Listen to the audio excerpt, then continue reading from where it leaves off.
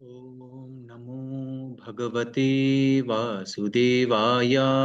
ఓం నమో భగవతే వాసుదేవాయ. ఓం నమో భగవతే వాసుదేవాయ. హరే కృష్ణ. ఇవాళ మనం భగవద్గీతలో చెప్పబడినటువంటి 3 ముఖ్యమైనటువంటి సందేశాల్ని చర్చించుకుందామండి. అవే సత్వగుణం, రజోగుణం, తమోగుణం. ఈ 3 గుణాలని ఒక 3 తాడులతోటి, 3 చైన్స్ తోటి కంపేర్ చేస్తారు. అంటే మీరెప్పుడైనటువంటి తోలుబొమ్మలాటను చూసినట్లయితే, ఆ తోలుబొమ్మలు ఎలాగైతే తాడుతో ఆడిస్తారో, ఈ 3 గుణాలు గూడా ప్రతి ఒక్క జీవిని మనల్ని అలా ఆడిస్తూ ఉంటాయి. అరే! మాకు తెలియకుండా అలా మమ్మల్ని ఎలా ఆడిస్తున్నాయి అని మనకు డౌట్ రావచ్చు. కానీ ఖచ్చితంగా ప్రతి ఒక్కరు తెలుసో తెలియకో ఈ 3 గుణాలకి మాత్రం బందీ అయిపోయారండి. అది మాత్రం జగమెరిగిన సత్యం. నేను మీకు కొన్ని అనాలజీస్ అంటే కొన్ని ఉదాహరణలు చెప్తాను. మీరు వాటిని పట్టుకోవచ్చు. మనం చూసినట్లయితే ప్రతి ఒక్కరు కూడా మనం ఉదయం లేసినప్పుడు మన బిహేవియర్ ఒకలాగుంటుంది. పగటిపూట ఒకలాగుంటుంది. రాత్రిపూట ఇంకొకలాగుంటుంది. అంటే ఈ బిహేవియర్‌లో మార్పులు రావడానికి గల కారణం ఏంటి? మీరు ఒక ఉదాహరణ చూస్తే ఎంత తాగుబోతులైనా గాని, వాళ్ళు ఎంత బాగా బార్‌కి వీటికి బాగా అడిక్ట్ అయిపోయినప్పటికి కూడా ఉదయాన్నే లేయగానే ఒక రకమైనటువంటి పవిత్రత, ఒక రకమైనటువంటి సెరెనిటీ, ఒక రకమైనటువంటి వాతావరణం. ప్రతి ఒక్కరు ఏదో ఒక మంచి చేయాలని, ప్రతి ఒక్కరు ఏదో ఒక మంచి పాటలు వినాలని, ప్రతి ఒక్కరు మంచి గురించి ఏదో ఆలోచించాలని, లేదా మంచి సంగీతం ఏదోకటి వినాలని. ఇలాంటి కోరికలతో ఉండడం వల్ల ఆ యాంబియన్స్ మొత్తం కూడా ఒక రకమైనటువంటి సత్వగుణంగా మారిపోద్ది. కానీ సమయం గడిచే కొద్దీ, సూర్యుడు కొంచెం ఉదయించి అలా మధ్యాహ్నం అయ్యే కొద్దీ ప్రతి ఒక్కరు టెన్షన్స్‌తో ఉంటారు. అక్కడికెళ్ళాలి, ఇక్కడికెళ్ళాలి, ఆ జాబ్‌కెళ్ళాలి, ఈ జాబ్ చేయాలి. ఓ రకమైన భయం, యాంక్సైటీతో ఉంటారు.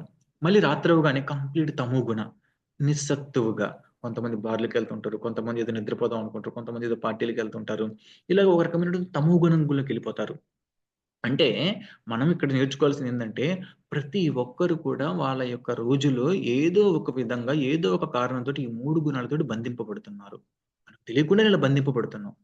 నేను ఇంకొక ఉదాహరణ చెప్తాను.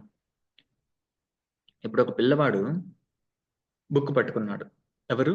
ఒక 8దో తరగతి చదివే వ్యక్తో, 10వ తరగతి చదివే అబ్బాయి ఎవరో ఒకరు ఒక బుక్ పట్టుకున్నారు. లేదా అంతెందుకు ఏ ఏ ఏ పర్సన్ అయినా ఎవరైనా గాని, అతను స్కూల్‌కి వెళ్ళినటువంటి వ్యక్తి కూడా ఏదో కాసేపు చదువుకుందాం అనుకోని బుక్ పట్టుకొని ఒక రూమ్‌కెళ్ళాడు. ఆ రూమ్ మొత్తం కొంతమంది నిద్రపోతున్నారు. కొంతమంది సినిమాలు చూస్తున్నారు. అందరూ ఇయర్ ఫోన్స్ పెట్టుకున్నారు. సౌండ్ ఏం రావట్లేదు. కానీ ఆ వాతావరణం మొత్తం గూడా ఒక తమో గుణంతో నిండిపోయింది. తమో గుణం అంటే అంధకారం. అంధకారం అంటే కంప్లీట్‌గా మన కంట్రోల్ పోయి ప్రకృతి కంట్రోల్‌లోకి అంటే దాని అర్థం ఏంటంటే తను ఏవి చేయకుండా నిస్సత్తువగా పడుండడం. కొంతమంది నిద్రపోతూ, కొంతమంది సినిమాలు చూస్తూ అలాంటి వాతావరణంలో బుక్ పట్టుకొని చదివితే తనకేమైనా ఇంట్రెస్ట్ వచ్చిద్దా? రాదు. పైగా తను గూడా వాళ్ళలో జాయిన్ అయిపోతాడు నిద్రపోదాం అనుకోని. అదే విధంగా మనం చూసినట్లయితే ఒక వ్యక్తి ఆహ్, ప్యాషనేట్‌గా ఉన్నటువంటి ఒక ప్లేస్‌కెళ్ళాడు. ప్యాషనేట్ అంటే రజోగుణం. రజోగుణం అంటే ఇదిగో ఇక్కడ 10 మంది స్టూడెంట్స్ వీళ్ళకి ర్యాంకులొస్తాయి. వీళ్ళందరూ బాగా హెవీగా చదువుతున్నారు. ఇదిగో వీళ్ళకి టాప్ ర్యాంకర్స్ వీళ్ళు. వాళ్ళ మధ్యలోకెళ్ళి ఒక సాధారణ స్టూడెంట్‌ని పెడితే తను ఫస్ట్ ఆఫ్ ఆల్ ఒక ఇన్ఫీరియారిటీ కాంప్లెక్స్‌తో ఉంటాడు. అరే! అంతమంది రజోగుణం మధ్యలో నీకు 99 మార్క్స్ వచ్చాయి. నాకు 98 నాకు 96 నాకొచ్చింది 80 మార్క్సేనండి. 80 అంటే గ్రేటే. కానీ ఆ 98, 96 చూసినప్పుడు మనకు కొంచెం తక్కువలా కనిపిస్తది. ఆ రజోగుణంలో ఉన్నప్పుడు కూడా కాంపిటీషన్ కూడా ఎక్కువున్నప్పుడు కూడా మనం పెద్ద చదవలేము. కానీ అందరూ ఒక హార్మోనియస్‌గా ఉంటూ, ఒకరికొకరు అప్రిషియేట్ చేసుకుంటూ, ఒక మంచి వాతావరణంలో కూర్చొని, ప్రతి ఒక్కరు ఒకే ధ్యానంతో ఉంటూ, ఎవరి కెపాసిటీ తగ్గట్టు వాళ్ళు చదువుకుంటూ ఉన్నప్పుడు, ఆ వాతావరణంలోకి స్టూడెంట్ ఎంటర్ అయినప్పుడు, తను బూస్ట్ అవుతాడు చదవడానికి. ఒక ఎనర్జీ పుంజుకుంటాడు. మనం కూడా మన ఇంటెలిజెన్స్‌ని యూజ్ చేసి, ఈ 3 గుణాలలో సత్వగుణం ఉన్నటువంటి వాతావరణాన్ని ఎంచుకోవాలి. అది మన జీవితానికి ఉన్నటువంటి పరమ సత్యం మనం ఆనందంగా ఉండడానికి. భగవద్గీత చెప్పినటువంటి ఒక పెద్ద సత్యం ఇది. యెస్. మనము చాలా డబ్బులు ఖర్చు పెడతాం. కానీ మనకు తెలుసో తెలియకో మన చుట్టూ ఉన్నటువంటి వాతావరణాన్ని మనము తెలుసో తెలియకో ఒక రజోగుణంలోను, తమో గుణంలో మార్చేసుకుంటాం. కానీ మనం చెయ్యాల్సింది దానిని ఒక సత్వగుణంగా మార్చేసుకోవడం. సత్వగుణంగా మార్చేసుకోవడానికి పెద్ద ఖర్చు పెట్టాల్సిన అవసరం లేదండి. ఇదిగో పక్కన చిన్న ఒక గ్రీనరీ ప్లాంట్స్ లేదా మనలాగే కొంచెం బాగా చదువుకుందాం అన్నట్టు కొంతమంది వ్యక్తులు, లేదా మంచి స్వభావంతోటి కొంతమంది పరిచయం పెంచుకొని వాళ్ళని అప్పుడప్పుడు ఇన్వైట్ చేయడం.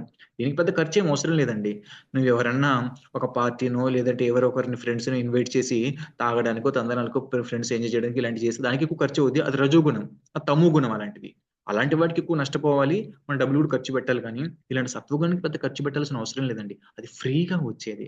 కాకపోతే మనం కొంచెం ఇంకిత జ్ఞానంతోటి మనం ఆనందపడుతూ 10 మందికి ఆనందాన్ని పంచేటువంటి ఈ సత్వగుణాన్ని మనం ఖచ్చితంగా పెంపొందించుకోవాలండి. ఎందుకంటే ప్రతి ఒక్కరు అంటారు, నా మైండ్ నాకు కంట్రోల్‌లో లేదండి. నేను ఏ పని చేసినా గాని ఎమ్మటే కోపమొచ్చేస్తుంది. ఈ విధంగా తన యొక్క మైండ్ యొక్క సహనాన్ని కోల్పోయి, మైండ్‌కి బందీ అయిపోయి, తర్వాత చాలా గ్రేట్ ట్రాజెడీ, యాంక్సైటీలోకెళ్ళిపోయి, నేను నా కంట్రోల్ లేనని మానసికంగా వ్యాకులత చెందుతున్న వాళ్ళు ఈ ప్రపంచంలో చాలా మంది, మన చుట్టూ చాలా మంది ఉంటారు. మనం ఆ ట్రాప్‌లోకి మనం కావాలని ఎళ్ళం. మనం క్రియేట్ చేసుకున్నటువంటి ఈ రజో, తమో గుణాలే మనల్ని అలా నెట్టేస్తాయి ఆ ఊబిలోకి. ఎలా అంటే హ్మ్. ఒక వ్యక్తి ఫ్లైట్ తనకి ఎర్లీ మార్నింగ్ 4:30కి ఉందండి. తను అలారం పెట్టుకున్నాడు. నేను 3కే లెయ్యాలి. 3కి లేచిన తర్వాత నేను త్వరగా ఫ్రెష్ రెడీ అయ్యవ్వాలి. 3:30 కల్లా కంప్లీట్ అవుతాను. నాకు 40 మినిట్స్ ఆఫ్ జర్నీ 1 అవర్ పెట్టుకున్నాను. ఒకవేళ ట్రాఫిక్ ఉన్నప్పటికి కూడా నేను ఈజీగా 1 అవర్‌లో రీచ్ అవుతాను ఎయిర్‌పోర్ట్ అని అనుకున్నారు. కానీ బాగా గాఢ నిద్రలో ఉన్నప్పుడు 3 గంటలకి అలారం మోగితే, ఒక 10 నిమిషాలే కదా అని అలా మాదమర్చి పడుకున్నాడు. అది కాస్త 3:30 అయిపోయింది.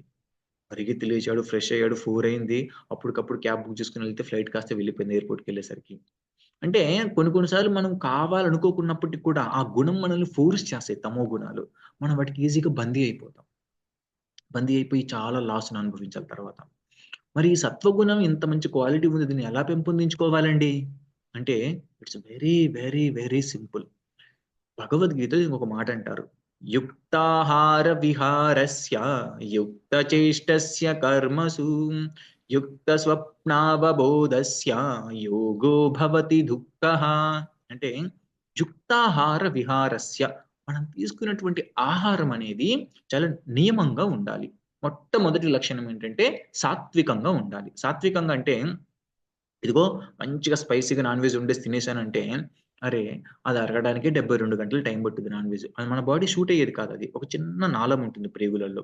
అది మొత్తం అరగడానికి 72 గంటలు టైం పట్టుద్ది. కానీ నాన్ వెజ్ అయితే జస్ట్ 3, 4 అవర్స్‌లో పూర్తిగా అరిగిపోద్ది.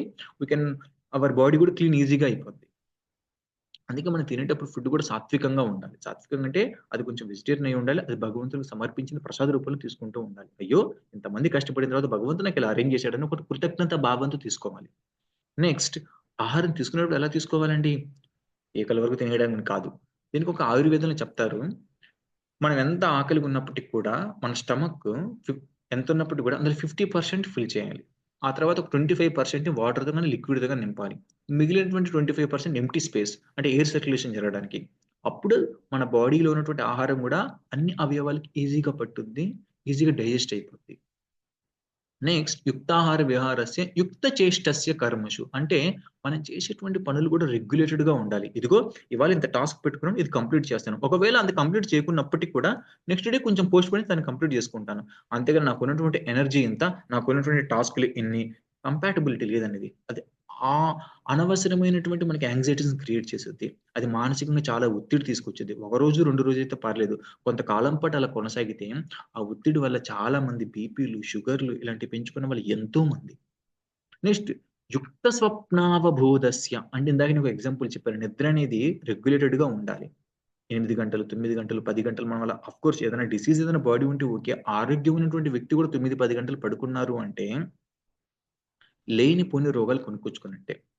దీనికి శాస్త్రంలో ఏం చెప్తారంటే, మనలో కఫ, వాత, పిత్త అని 3 ఉంటాయండి. ఈ 3 బ్యాలెన్స్ తప్పుతాయి. మనం ఎక్కువగానే పడుకున్నప్పుడు. ఈ 3 ఎప్పుడైతే బ్యాలెన్స్ తప్పుతాయో, మనం చేసేటువంటి పని మీద ధ్యాస ఉండదు. తిన్నటువంటి అన్నం కూడా సరిగ్గా అరగదు. లేనిపోని రోగాలు మానసికంగా, శారీరకంగా వస్తాయి. అందుకే యుక్త స్వప్నావబోధస్య. హ్మ్. యుక్తాహార విహారస్య యుక్తచేష్టస్య కర్మషు యుక్త స్వప్నావబోధస్య యోగో భవతి దుఃఖక. మనం చేసేటువంటి ప్లెజరబుల్‌గా ఉన్నటువంటి ఏదైతే పనులుంటాయో, అవి కూడా ఓకే. బాడీకి, మైండ్‌కి కొంచెం అంతో ఇంతో ప్లెజర్‌నిచ్చే పనులైతే అంటే ఆనందాన్నిచ్చే పనులైతే ఓకే. కొన్ని కొన్ని సార్లు ఆ ఆనందించే పనులు కాస్త చాలా హ్మ్, దారుణమైన స్థితికి తీసుకెళ్తాయి. ఒక వ్యక్తి నాకిదిగో ఈ యొక్క మంచి సోడా కలిపినటువంటి స్ప్రైట్ అది అన్ని మిక్స్ చేసి తాగుతుంటే చాలా హ్యాపీగా ఉంది. ఒక సాఫ్ట్ డ్రింక్ కొన్ని బాగా కార్బోనేటెడ్ సాఫ్ట్ డ్రింక్స్ అవి తింటే తాగుతుంటే బాగుందనిపించి ఓకే. నీకు అంతగా కావాలనిపిస్తే రేర్‌గా ఒకటి తీసుకుంటే పర్లేదు. ప్రతిరోజు అలా తీసుకోవడం వల్ల అందులో ఉన్నటువంటి కొన్ని రకాలైనటువంటి రసాయనాలు బాడీలో కరగక అవి కాస్త క్యాన్సర్‌కి దారితీసినటువంటి కేసులు చాలా మంది. ఈ విధంగా మనకు ప్లెజర్‌నిచ్చే వాటిని కూడా రేర్‌గా తీసుకుంటే పర్లేదు. ఈ మధ్యటువంటి స్వీట్స్ మనం బయట తయారు చేసినటువంటి స్వీట్స్ ఏవైతే ఉన్నాయో చాలామంది వాటిలో ఉన్నటువంటి కొన్ని కెమికల్స్ అంటే స్వీట్‌ని చాలా దాన్నేమంటారు బాగా ఇంక్రీజ్ చేసేటువంటి స్వీట్స్ ఆర్టిఫిషియల్‌గా.